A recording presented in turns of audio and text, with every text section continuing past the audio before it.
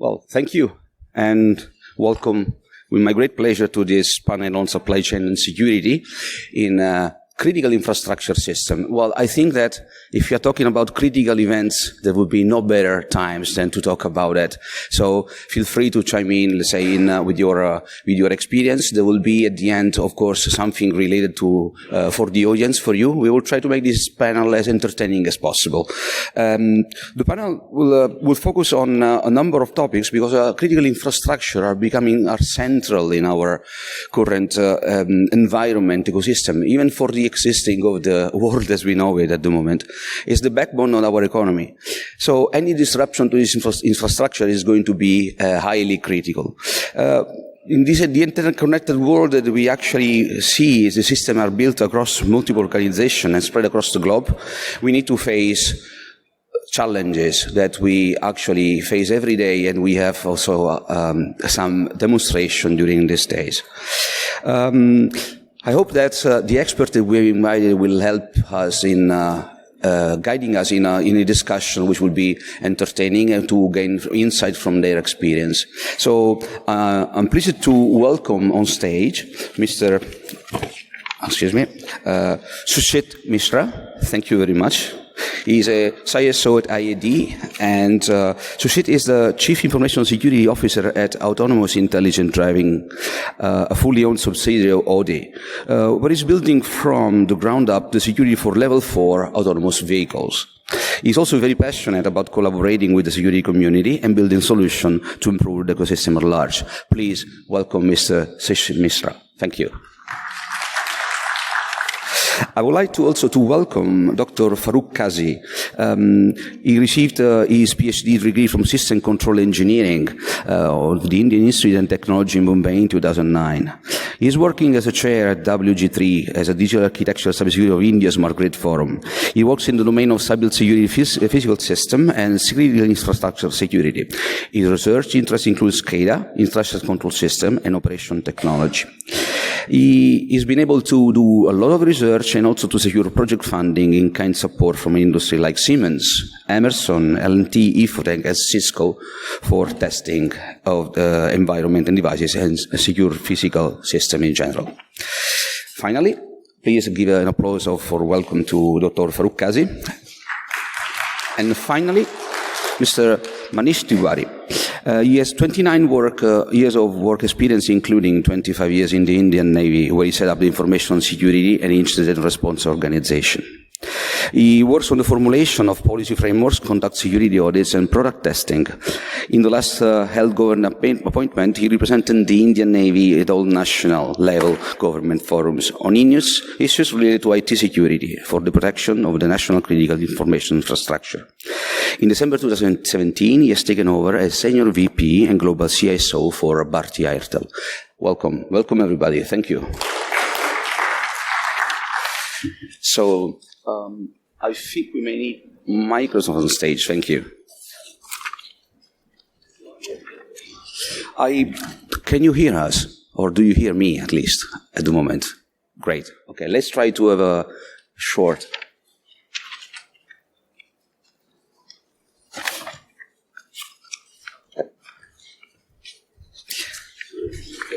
Yep, thank you very much. Yes.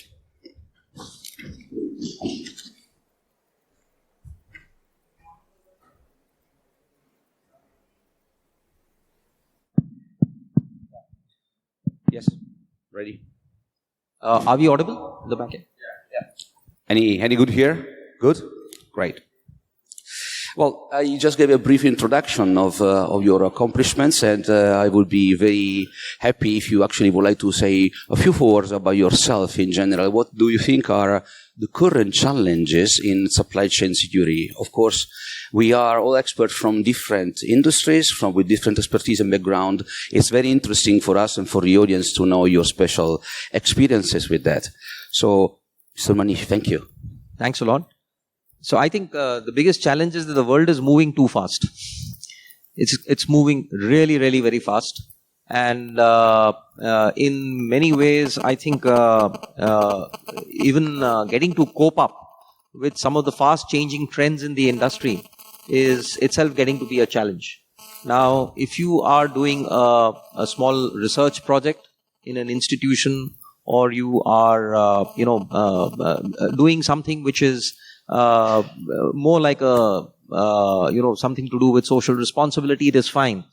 But if you are implementing any technology in a large institution, which has its own complexities, it has a multitude of technologies, and where the actual implementation itself could take close to a year, you cannot afford to have slippages in the so-called supply chain related issues of IT. Yep. Because they can have disastrous consequences with respect to your business continuity and your brand, and also it could very seriously impact your safety of your critical infrastructure. And this danger is more for companies which do a lot of in-house development. So if you are doing a lot of in-house development, you have to be very careful, particularly if you're accessing and you're using, and everybody uses, and I think that's the way to go, is use open source, embrace open source, use open source. But when you are using a lot of open source in your solutions, it's extremely important to keep the licensing conditions also, in mind, because it may not really have a technical implication, but it could actually have a legal implication. And by the time you realize it, your system is already up and about, and your business dependency on that has really gone up. Any negativity around that impacts your brand. It impacts, it could even disrupt your operations if there's a court order for you to take it down, and so on and so forth. The second part is the security. Now, I think, I don't need to evangelize to this community. The very fact that we are at Nalcon, it implies that, we by and large all have a security background. But I'm sure over the last 4 to 5 years in particular, all of you have read and heard or studied innumerable of, many use cases in which very critical applications have found to have bugs. Because they were very vulnerable, very systematic vulnerabilities. And at times when development is done or specific protocols are developed, they necessarily do not have, they have functionality in mind and probably not security in mind. So in the telecom sector, I don't know how many of you have heard, the SS7 vulnerability is really, really scary. Even in SCADA systems, the earlier SCADA systems, and I'm sure Farooq will speak more about that. I mean, they were not built, protocols used on there were not built for security at all. So you've got to be very careful, because your supply, that could really impact the security of your overall critical infrastructure. Thank you. Definitely not. I find everything very, very much agreeable. By the way, just yesterday I spoke about security of end-of-life devices, so we are basically on the same line. Farooq, would you like to add anything else of what you see as a challenge currently, nowadays, in your view, experience in the supply chain security? Please. Yeah, sure. So it's a very interesting topic when we talk about supply chain for critical infrastructure. So before I actually talk about challenge, let me first tell you how it is different as compared to usual IT supply chain, the protocols and standards that we follow. Now, when we talk about critical infrastructure, these are those on which many other infrastructure depend. For example, energy is one critical infrastructure. Because if the energy sector goes down, there may be many other sectors which will also go down. For example, telecommunication, manufacturing, etc. So basically, critical infrastructures are those on which there is some kind of dependency of other infrastructure. So NIST has identified some 18 sectors which are identified as a critical infrastructure. More or less, at home in India, NCIPC has also identified certain critical infrastructures.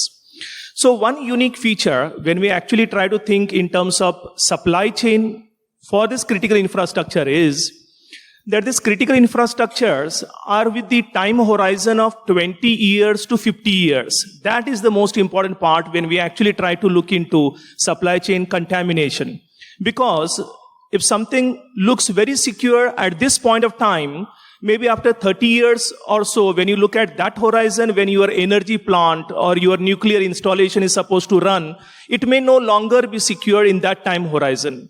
Just to give you one example, we all know that this Heartbleed vulnerability, when it came 2014 or so, before that, everybody used to rely heavily on this OpenSSL and TLS, etc. protocols. So just imagine a situation wherein a critical infrastructure plant, which is supposed to run for 30 years, and you suddenly understand that this particular vulnerability has emerged.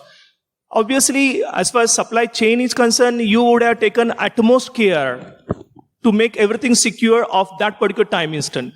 But if vulnerability comes, the next reaction will be to go for patch management.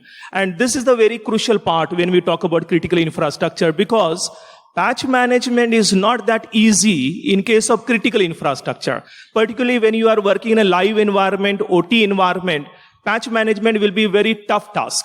So I feel the challenges for supply chain as reference to critical infrastructure, number one will be time horizon, where you need to think about 20 to 50 years. Number two, patch management will not be that easy in case of critical infrastructure. And the third and most important part is the availability aspect of this. So typically supply chain is viewed from reliability perspective, rather than from the security perspective. So many standard actually classify supply chain into different type of philosophies. So usually contingency plan is decided in case of any kind of contamination for supply chain. And as far as that contingency plan is concerned, you need to have some kind of backup to be present. Now that poses a very grave concern in case of critical infrastructure. So there are a couple of unique challenges when we talk about critical infrastructure, when you want to implement the supply chain management as compared to very pure IT. Secondly, all this critical infrastructure are having cyber physical nature. For example, they are not 100% IT. There is some OT or operational technology involvement which is also available. Typically, when we talk about industrial control system where PLC, SCADA, etc., those things are there. So there the supply chain play very crucial part. Let me quote one interesting example with respect to supply chain for this critical infrastructure. Recently, there was a book released by one of the advisor of then President of United States, Mr. Reagan, based upon his experience of Cold War era. And what that book quotes is very interesting thing which was done by US.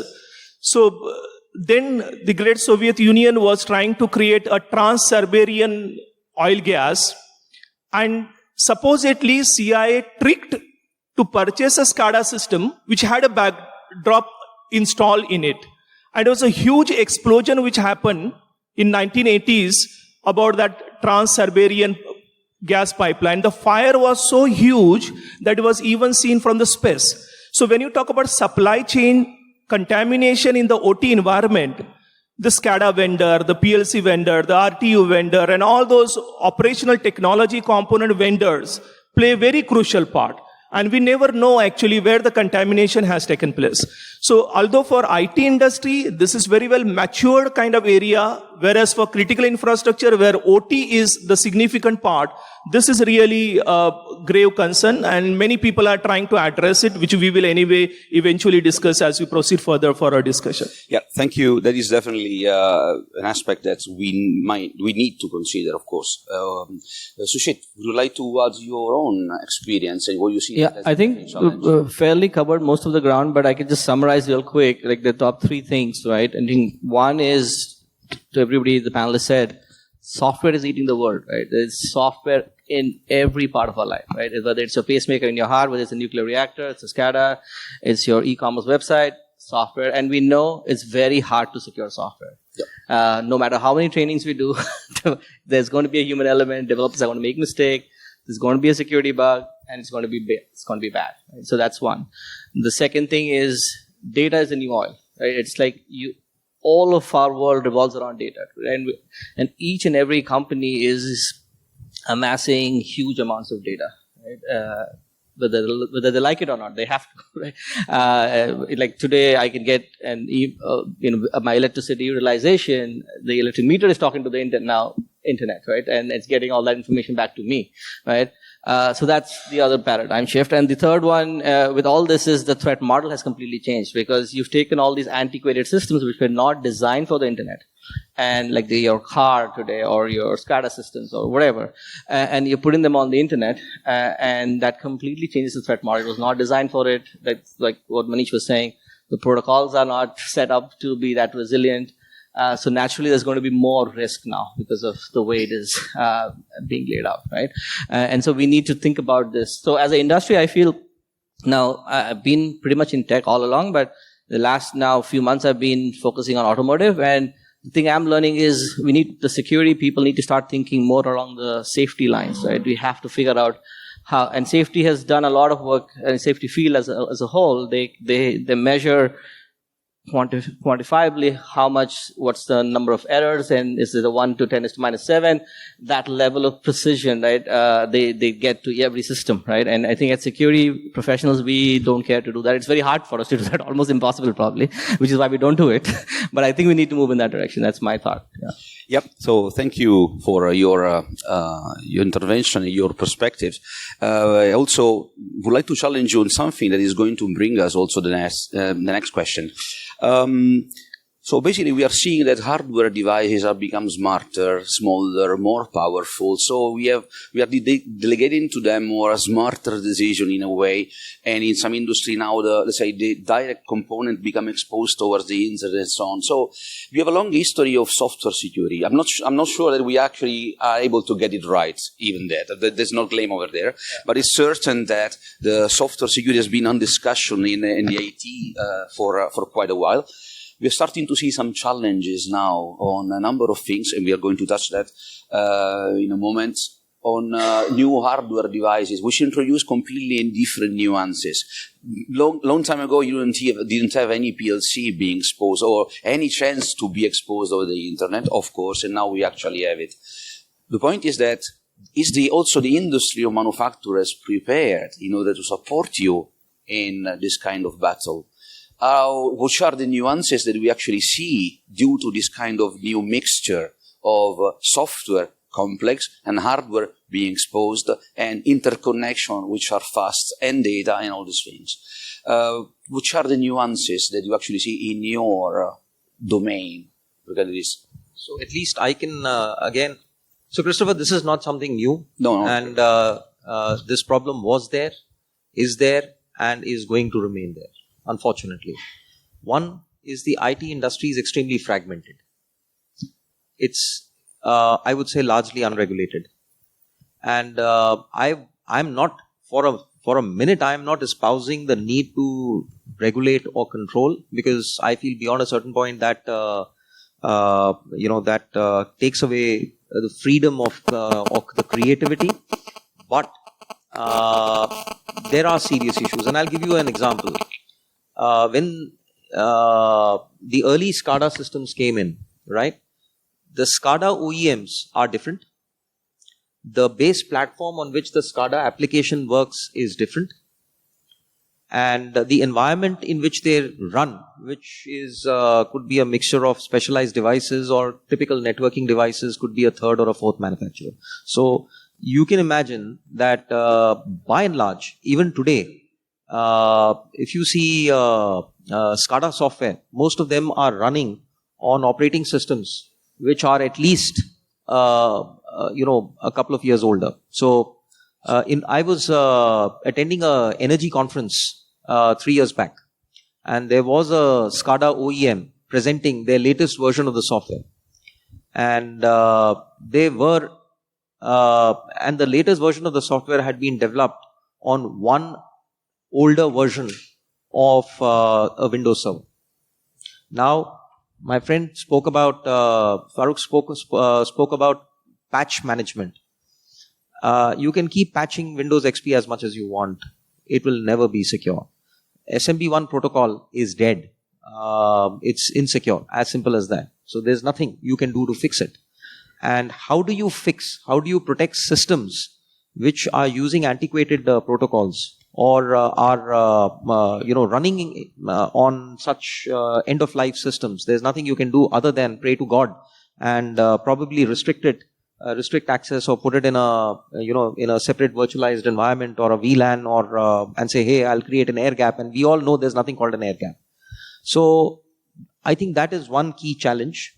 Another example I would like to give you is there was a very critical communication system.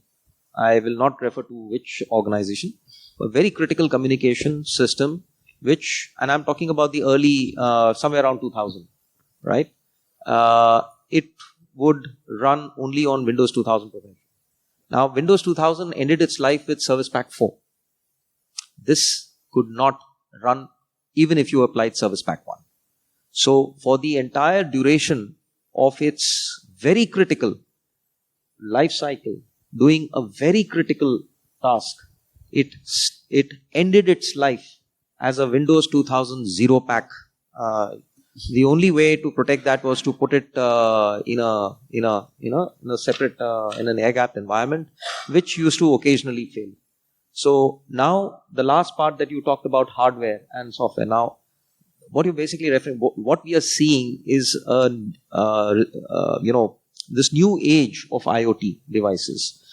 And we had, I think it was 2 years ago, where ISP in the US, I'm forgetting the name, was taken down by its own IoT devices. And these are of Chinese make, nothing against China. But I'm saying these were Chinese-made devices which had no security built into them. So they got compromised, and these devices turned on their own ISP and brought the entire ISP down. So if you're talking about,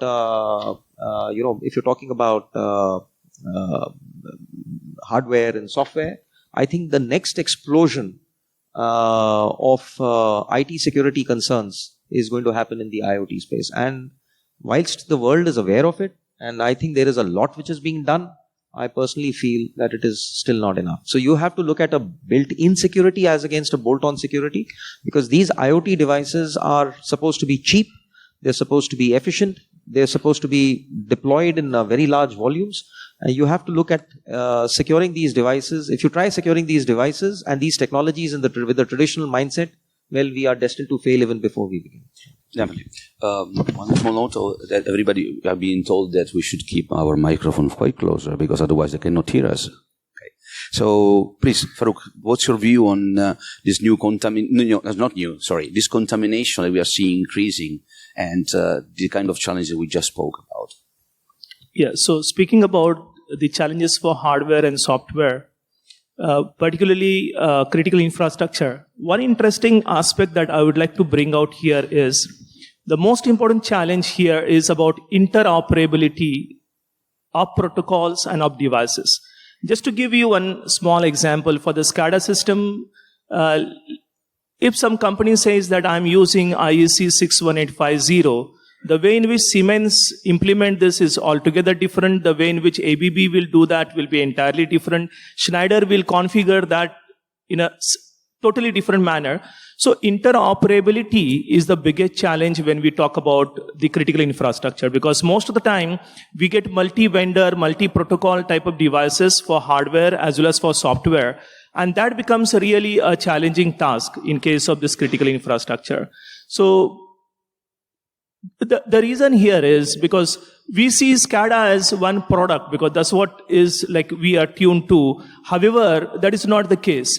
The reason is when we talk about SCADA, it is having the devices, it is having protocol, it is also having stack of the protocol. So sometimes what happens is, although protocol remains same, the stack of the protocol might have been purchased from some third-party vendor, and that may not at all be compatible as such. So when we talk about the terminology in case of critical infrastructure, we need to really look into that what kind of component is actually brought from the third-party vendor, or maybe even many cases a fourth-party vendor or even fifth-party vendor as well. So I think the challenging part is in terms of interoperability for hardware and software when we talk about critical infrastructure.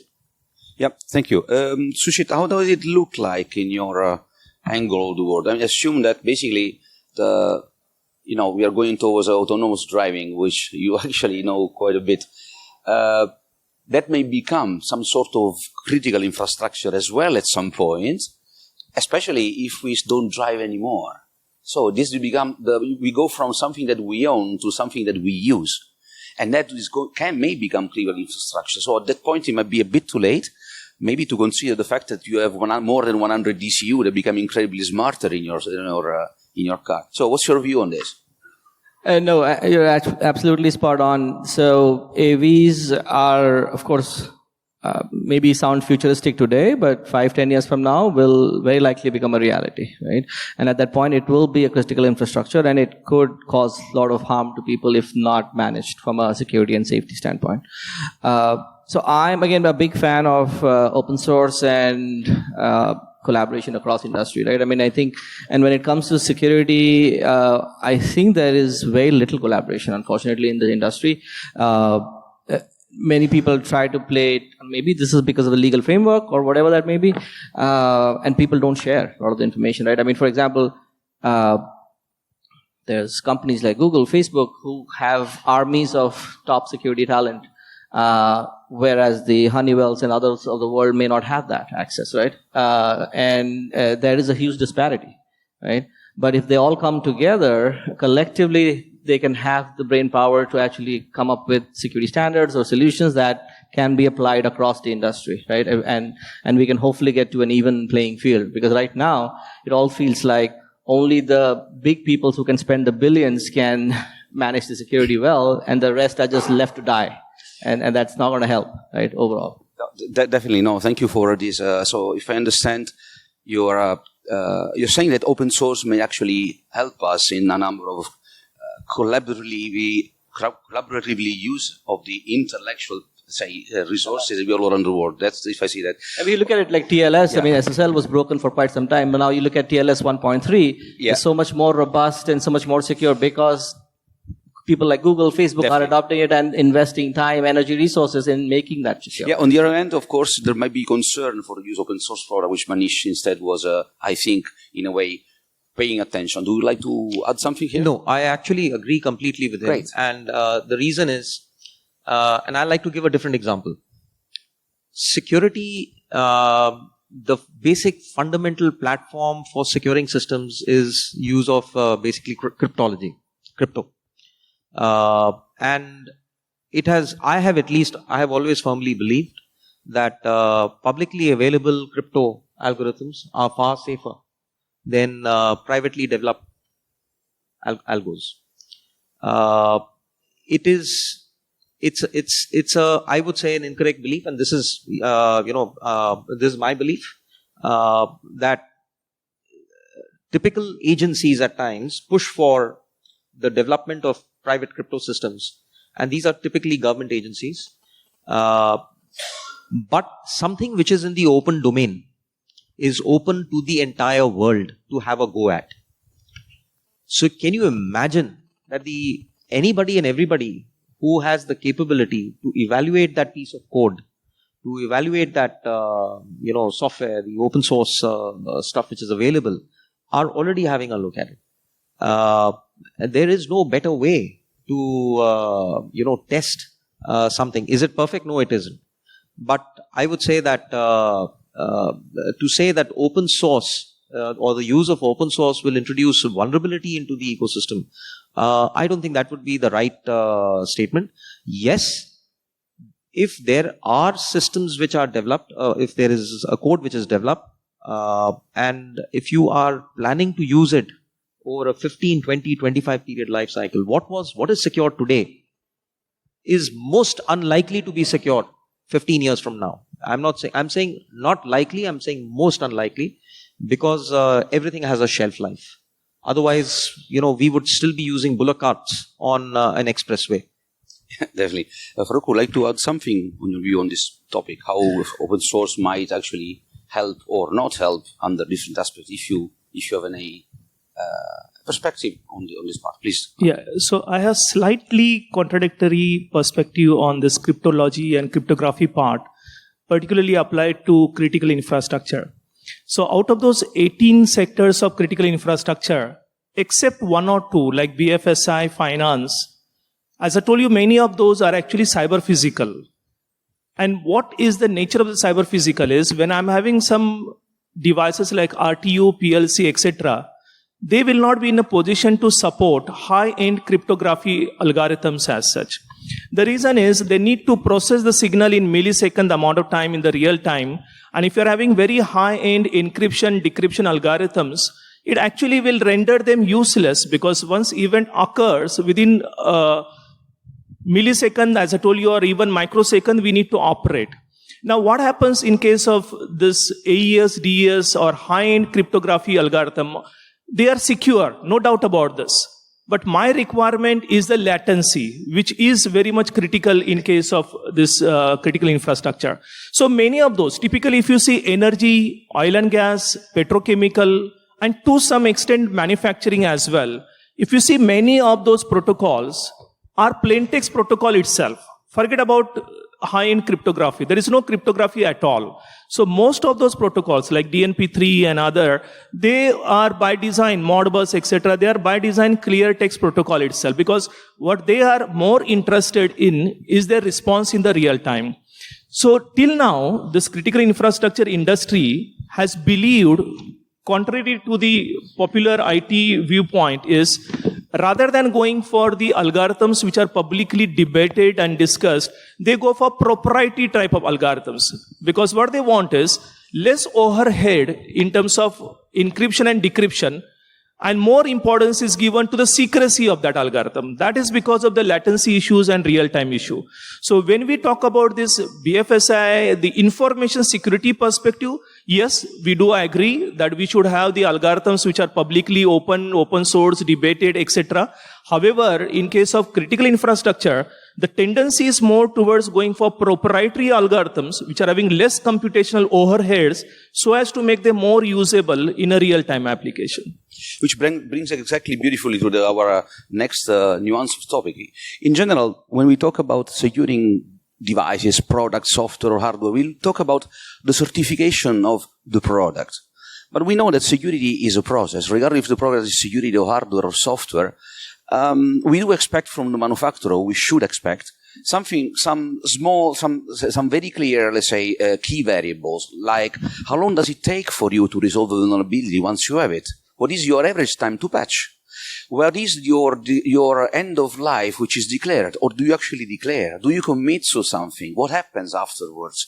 So these kind of things are actually metrics which can be applied to vendors, and we more or less we do expect them to happen, even if implicitly. So my question to you that instead of certifying only the products, why don't we start thinking to certify the vendor practices, which instead they should be applied to every product of them? For example, are they developing software? Do they have internal views? Do they have a secure SDLC? So this kind of metrics could be used, and we do expect something which is, let's say, a proper behavior as a process of the vendor, while we do certify only on the products and not the vendor. Shouldn't we start thinking something like this? I'm challenging you on this topic here now. No, you're absolutely right. One thing about standards is that the only way, see, the world has become very small. And I think coronavirus has proven it, the way it's spreading. But jokes apart, the fact is that today, if you see supply chain, you have a product. If you were to take it apart, some parts are made in China, some are in Taiwan. A component of that comes from Vietnam. Maybe some part is being made in India, and God knows, Africa is also turning out to be a manufacturing hub slowly. I mean, it's just taking off. So, how do you enforce this? The only way you can do this if you have standards which are global in nature, which are universally accepted. That itself is a challenge. So, and we know that typically when we talk about standards, you do have domination of a few countries, which is much more than the others, and so on and so forth. And there are commercial interests which basically, go into it. But yes, it's good to have these. It would be really great to have these. And it's very good for the industry because there are times when you have to choose a technology and you don't know when will the manufacturer or the OEM stop supporting it. Now, if you're talking about critical infrastructure, it takes a very long time to, particularly if it's huge, your implementation, the time for implementation, the effort, the cost of system integration itself is phenomenal. And then your dependency on it. And what if 3 years or 4 years later, and my friend spoke about, usage of that for 15 years or 20 years. Now we know that the IT industry doesn't look at 15 years or 20 years. We don't even know where this industry is going to be 15 years from now. So I think, to be fair, it is a concern which should be addressed in the interest of the consumers. But there are practical challenges even for the OEMs. And I think the middle path is the best way, sort of to achieve that. Yeah, so I think Manish brought up very important point. Lack of universal standard for supply chain management in case of critical infrastructure. The reason is this industry is working in a fragments or in the silos. Similarly, the standards are also made in the silos, although there is some kind of overlapping. So typically when we talk about critical infrastructure, different sectors have come up with their own standards. For example, for energy, the NERC-CIP is having some standard which actually talks about supply chain management and how to avoid contamination. For industrial control system, industrial automation, IEC 62443 has come up with the standard. And as you rightly pointed out, it's not just important to see whether the product is standardized or complying to a particular standard or not, but more than that, whether the process is also complying to that standard or not. So IEC 62443 talks on the both direction. It talks about the product compliance as well as on the process compliance. There is a uniform, more or less, the preliminary, we can say, standard from NIST 800, which talks about this. For IT point of view, people talk about 27,000 standard related to this. So the industry is actually following different standards for supply chain contamination based upon in which sector, and more than that, in which geography we are located. Like in India too, NCIPC has also come up with some kind of controls and standards related to supply chain contamination for critical infrastructure. So it depends upon the sector in which we are trying to address. It also depends upon geography in which we are actually trying to have these particular installations. But problem is, if I'm having a product which is certified against a particular standard, and if the tender document comes up with something else, then that becomes actually a challenging aspect of it. So there is no uniform standard which talk about this supply chain, and that is, I think, the biggest pain point of the industry as of now. So my perspective is, I think there's a good deal to learn from the automotive industry here, right? And they come from the safety angle, and if you look at it, they have been following this for quite some years, right? No matter which country you go to, there's always a red light, green light, yellow light. There is a seat belt in the car. You may drive left hand, right hand, but there's a seat belt, there's an airbag. And those are standard things that you have to do, right? And in security, unfortunately, we don't have those markers, if you will, or those things that we can quickly say that if you just follow these, more or less, you're safe or you're secure, right? And I think, and the reason that is because United Nations plays a key role in writing the standards which is universally accepted, right? So like right now they're in the process of coming up with the standard for the over-the-air update, right? Because all cars need to be updated on the software, and there's a new regulation being passed right now, which will become a standard by the end of this year. And I think that, but it's all heavily on, like to a point, on the process side, right? They say, okay, show me how is it that you're actually making this system or process or software secure or safe. Yeah. So that's the question. So we are going to need standard for updating standards, basically, in a moment. Okay. So I'm going to leave the questions to the audience, so that please put your question towards our guest. In the last 10 minutes, we are going then to finish a round and closing round before saying bye to the audience. Thank you very much. Can we pass the mics? Can we pass the mics here? Yeah. Use mine. It's fine. So, thank you.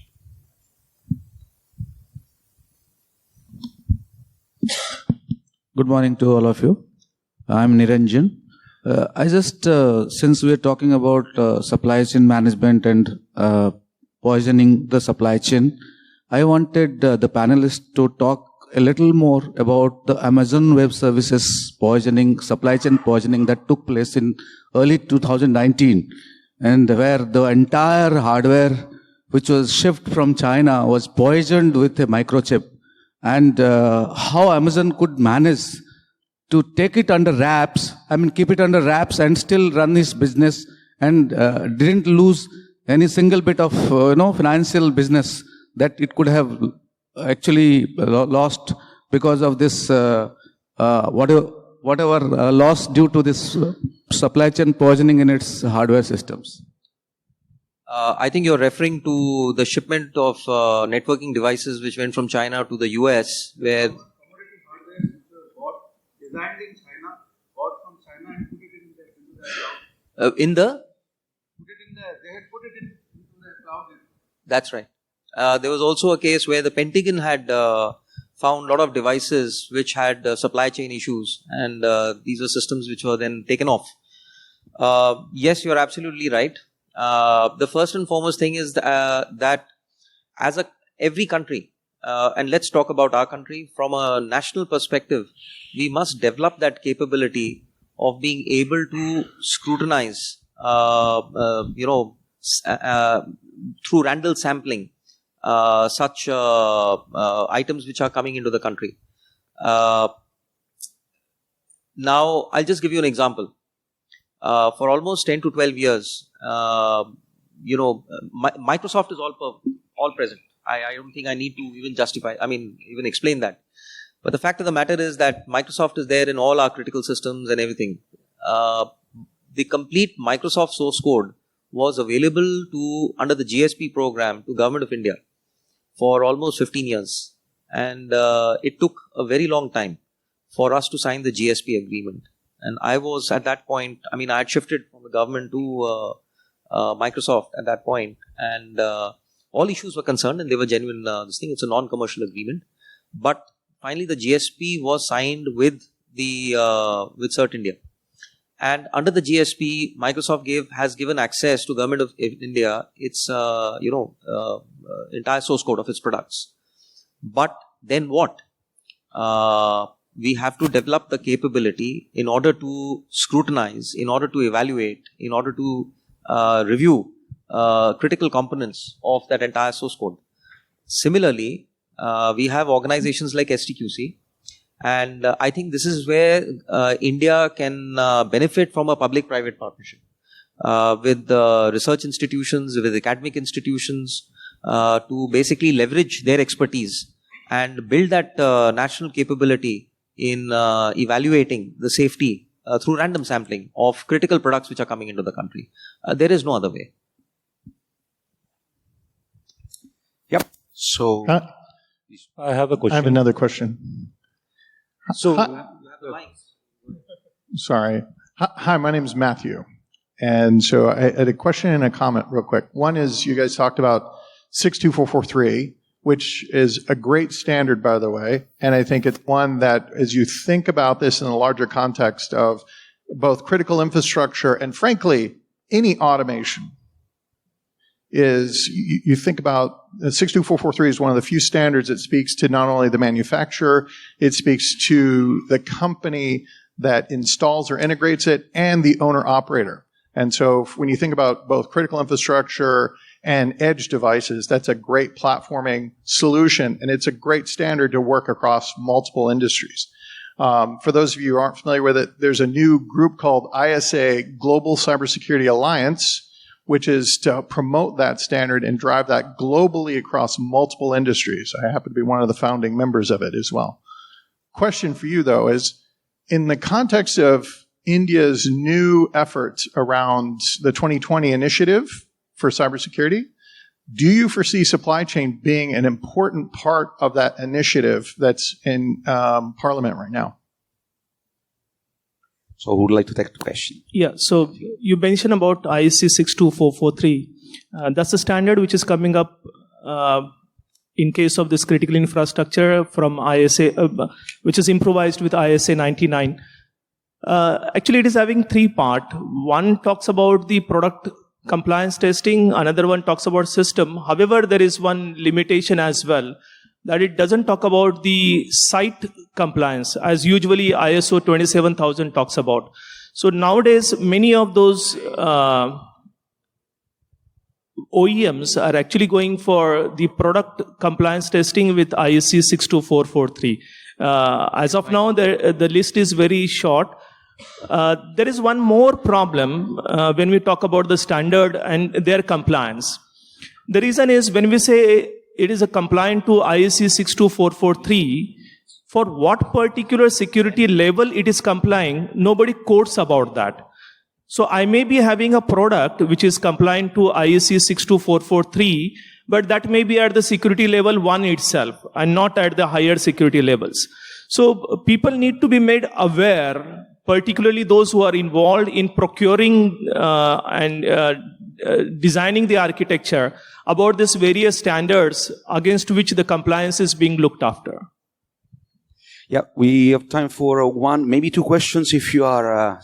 No, it's only one. Please go ahead, sir. Thank you. So we talk about cybersecurity, we talk about supply chain management, we talk about anything and everything which is basically going into digital in this world. Now, my question is slightly different. This is required to be transformed, but are we really ready for the next warfare, which is going to be a cyber war? And if it happens, it will be the country which has the capability. Let me attempt that. I don't think any country in the world can claim to be ready for such circumstances, not even the US. The one thing about IT systems is it's basically interconnected. It has interconnected the world in a very big way. You talk about supply chain. Well, that is what it does. Supply chain, not only just within IT, but supply chain literally in the sense of supply chain.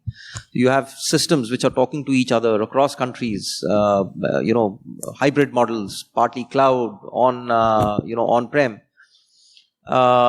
If you start shutting down systems, shutting down access to systems, then you basically take away the one factor which is driving the world economy in a very big way. So that is the other side of the impact. And the negative side is that it basically exposes, it increases the surface area of attack for your critical information, for your critical infrastructure. So I guess that's where efforts of national agencies in defining what is critical infrastructure, setting the basic standards for securing the critical infrastructure, putting a process in place where there is a trusted relationship between the government and the industries in the critical infrastructure, and I repeat, trusted relationship, would really, really count for a lot. And at the same time, government policies, because eventually policies are only set by the government, not by the industry. Standards can be of a global nature, but policies, national policies, are the prerogative of the government. Policies must come up in a manner, and they are coming up in that, where they are investor friendly, they are business friendly, but at the same time, they keep in mind that cyber threats of such a nature, and they basically help not only protect the critical infrastructure but the citizens of the country as well. So I'd like to add one thing to what Manish said. I personally feel this requires a concerted effort from the government as well as the industry, right? I mean, look at Israel. Israel has quickly become the cybersecurity nation in the world, right? They've got so many startups that are doing cybersecurity. It's all people from the ex-military who moved to private sector started doing this, right? But they've got the government backing them to innovate and become the best in the world. And same should happen in India. If we consider the government considers cybersecurity as a critical asset, then I think there has to be investment. In the same way, even the VC industry, right? If you look at the venture capitalists, look at how many e-commerce and other companies are getting funded, but look at how many security startups are getting funded. Hardly any, right? So that needs to happen. There has to be huge investment required if you want to become resilient as a nation, to be prepared for cyber war. It takes huge amount of investment, right? And that can only happen across these two platforms, I feel. I think India is in the right direction, that means.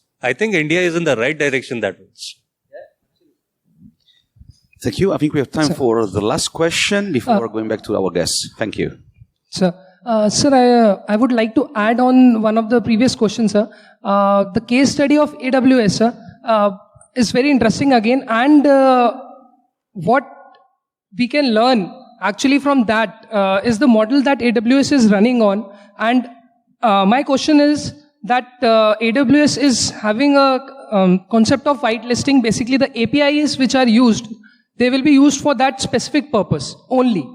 So no matter what happens, how you progress ahead in your development and all, but the purpose of the application is very defined. The purpose of that particular task is very defined, sir. So similar concept is there in SCADA. It's very defined. Where all we increase our attack surface, we face problem. That is the major area, sir. So aren't we having a similar model like AWS where the APIs, if a person is an administrator, he can only create he can create and generate keys, but he will not be able to decrypt like that. So, okay, I have a very simple answer, and probably, Farooq, you might see. When I give an example, and I didn't give the AWS example, and you're right, you're absolutely right. But what is the problem in many SCADA systems? The SCADA OEMs and the base IT system manufacturers are not in sync. You can run a very secure application. Even if it's a secure application, but if it is going to run on a system which is not secure, the base platform on which you are running it is not secure, that's it. It's gone. Because eventually, that is what it is. So, if you're running it on a 10-year-old or a 5-year-old or 6-year-old end-of-life system, whether Linux or, Microsoft or whatever, you can't secure it. That's the point. So, security has multiple layers to it. Application may be secure, whatever, but if the platform is not secure, your history. Right. But I think to just add to that, Amazon, of course, has access to GPU acceleration and a lot of new hardware that they can use. Most of these environments are resource constrained and budget constrained. So they have to completely rehaul their entire infrastructure if they want to support what Amazon does today, right? So that is the biggest difference, I feel, right? Where there is a disparity. Yeah. I'm sure do we have time for, I think we are done with the last question. Last thing, one-liner, only really one-liner, 3 words or even one, they would like to close your contribution with on this panel. If you would have to have one single liner before we say goodbye to our audience. I think more industry collaboration when it comes to supply chain, I think would be super valuable, and people sharing how they're vetting different vendors and what's the principles they're using. I think that should help everybody get better in this whole ecosystem. So I feel the depth in defense is the only possible way by which we can secure critical infrastructure, considering so many parameters which are complex in this nature. Thank you. Universal standards, robust universal standards, and layered approach to security. Great. I thank our guests and I thank you all for staying here. And of course, we are available outside for further questions if you would like to take them. But for the time being, I actually thank you for being with us. Thank you very much. Thank you.